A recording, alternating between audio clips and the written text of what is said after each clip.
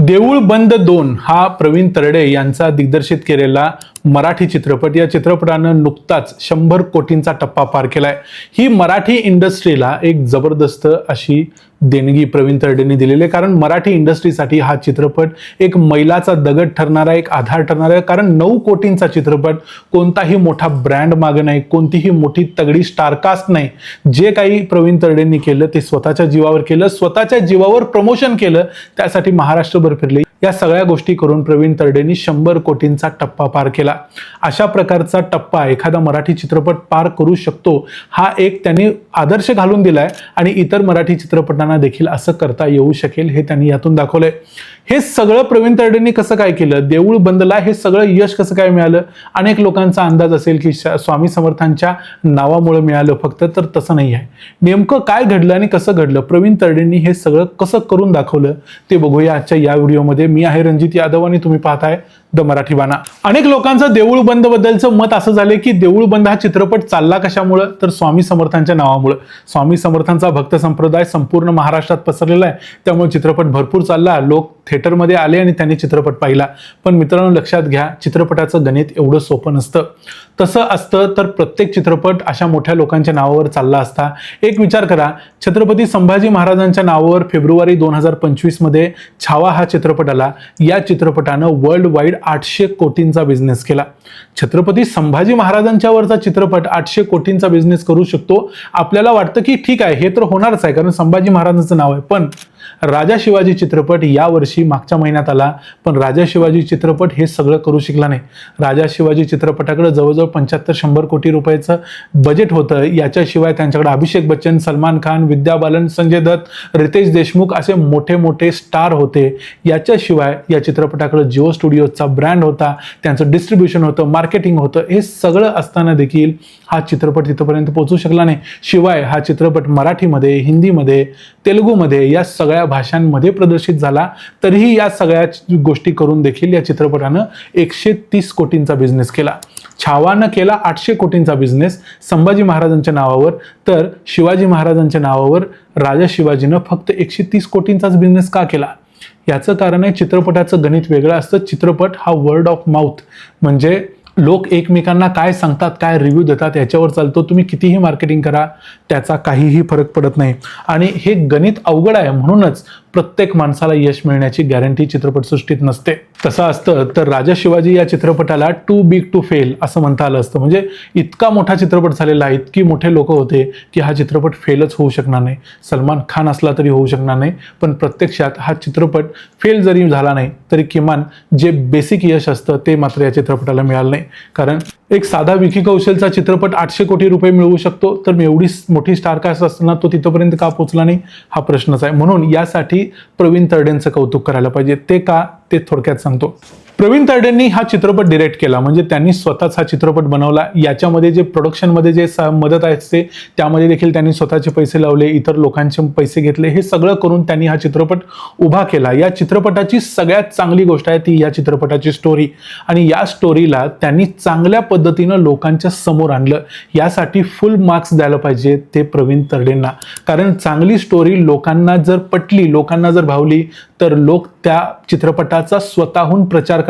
आणि हीच गोष्ट देऊळ बंदच्या बाबतीत घडली। अनेक लोकांना असं वाटलंच नव्हतं की ही एक ऍक्ट्रेस आहे किंवा काय। मला तर जेव्हा मी चित्रपट बघितला तेव्हा असं वाटलं की कुणीतरी पीडित स्त्री असावी अशा पद्धतीची तिची ऍक्टिंग होती। याशिवाय या चित्रपटामध्ये ज्या पद्धतीचं मिश्रण केलेलं होतं, म्हणजे या चित्रपटामध्ये असं नाही की फक्त भक्ती भक्ती भक्ती दाखवलंय आणि बाकी काहीच नाही। तसं असतं तर हा चित्रपट फसलाच असता। या चित्रपटामध्ये भक्ती आहे, त्याच्याबरोबर विनोद आहे, ह्या गोष्टींची सरमिसळ आहे, आणि याच्याबरोबर मग इतर जे प्रत्येक चित्रपटामध्ये लागतं ते सगळं आहे। असं सगळं करून प्रवीण तरडेंनी हा एक मसाला चित्रपट तयार केला। भलेही त्यामध्ये स्वामी समर्थांचं नाव असलं तरी हा सगळा मसाला अशा पद्धतीनं बनलेला होता की तो प्रत्येकाला चांगला चवीला लागला पाहिजे। आजकाल बघितलं तर प्रत्येक चित्रपटामध्ये एक महत्त्वाची गोष्ट असते, म्हणजे चित्रपट बनवणं जेवढं अवघड आहे त्याच्यापेक्षा जास्त अवघड आहे तो लोकांच्यापर्यंत पोहोचवणं, आणि त्यासाठी प्रमोशन करायला लागतं। स्वतः प्रवीण तरडे आणि त्यांची पत्नी संपूर्ण महाराष्ट्रभर फिरत होते। एका गाडीतून त्यांनी महाराष्ट्र पिंजून काढला। कोल्हापूर, सांगली, इचलकरंजी प्रत्येक गावामध्ये ते पोहोचलेले होते। या सगळ्या गोष्टींचं आश्चर्य वाटत असलं तरी त्या कष्टाचं आज चीज झालं म्हणता येईल. कारण एक चित्रपट नुसतं बनवणं सोपं जरी असलं तरी दुसरी गोष्ट असते ती लोकांना कन्व्हिन्स करायला पाहिजे आजच्या काळामध्ये की तुम्ही थिएटरमध्ये येऊन चित्रपट बघा. कारण आत्ता हे इंटरनेटचं युग आहे. कुठलाही चित्रपट रिलीज झाला की चुकीच्या मार्गाने का होईना लोकांच्यापर्यंत सहज पोहोचतो.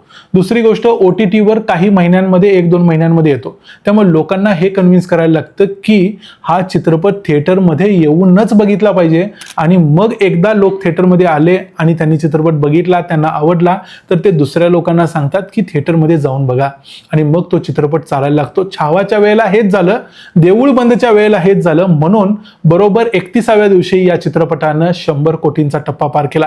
या चित्रपटाचं बजेट किती आहे? 9 ते 10 कोटी. त्यामध्ये देखील डिरेक्टर स्वतः प्रवीण तरडे आहेत, त्यांच्या पत्नीनं रोल केलाय. त्यामुळे चित्रपटाचं बजेट मोठं होण्याचा प्रश्न नव्हता. म्हणजे 10 कोटीचं बजेट, 100 कोटी कमाई आणि हा आकडा अजून देखील पुढे वाढू शकतो. आणि हे सगळं करणं शक्य झालं ते एक चांगली स्टोरी, चांगलं डिरेक्शन, त्याचबरोबर चांगलं प्रमोशन आणि वर्ड ऑफ माउथ.